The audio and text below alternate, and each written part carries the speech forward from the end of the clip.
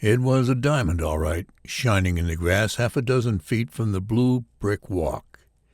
It was small, not more than 1/4 carat in weight, and unmounted.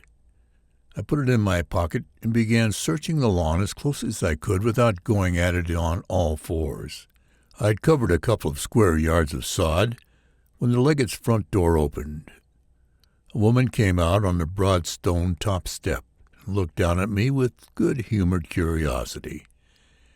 She was a woman about my age, 40, with darkish blonde hair, a pleasant, plump face, and dimpled pink cheeks. She had on a lavender-flowered white house dress. Stopped poking at the grass and went up to her, asking, "Is Mr. Leggett in?" "Yes." Her voice was placid as her face. "You wish to see him?" I said I did. She smiled at me and at the lawn. "You're another detective, aren't you?" I admitted that. She took me up to a green, orange, and chocolate room on the second floor, put me in a brocaded chair, and went to call her husband from his laboratory. While I waited, I looked around the room, deciding that the dull orange rug under my feet was probably both genuinely oriental and genuinely ancient, that the walnut furniture hadn't been ground out by machinery, and that the Japanese pictures on the wall hadn't been selected by a prude. Edgar Leggett came in saying, "I'm sorry to have kept you waiting, but I couldn't break off till now. Have you learned something?" His voice was unexpectedly harsh, rasping, though his manner was friendly enough. He was a dark-skinned, erect man in his middle 40s, muscular, slender, and of medium height. He would have been handsome if his brown face hadn't been so deeply marked with sharp, hard lines across the forehead and from the nostrils down across mouth corners.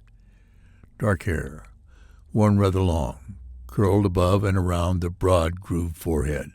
Red-brown eyes were abnormally bright behind horn-rimmed spectacles. His nose was long, thin, and high-bridged. His lips were thin, sharp, nimble, over a small, bony chin. His black and white clothes were well made and cared for. "Not yet," I said to his question. "I'm not a police detective. Continental agency for the insurance company, and I'm just starting." "Insurance company?"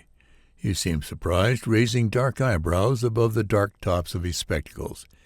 "You didn't—" "Surely," he said, smiling, stopping my words with a small flourish of one hand.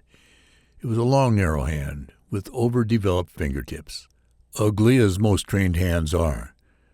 "Surely they would have been insured. I hadn't thought of that. They weren't my diamonds, they were Halstead's." "Halstead in Beaucamp?" "I didn't get any details from the insurance company. You had the diamonds on approval." "No, I was using them experimentally. Halstead knew of my work with glass, coloring it, staining or dyeing it after its manufacture, and he became interested in the possibility of the process being adapted to diamonds, particularly on improving off-color stones, removing yellowish and brownish tinges, emphasizing blues. He asked me to try it, and 5 weeks ago gave me those diamonds to work on. There were 8 of them, none especially valuable. Largest weight only a trifle more than 1/2 carat.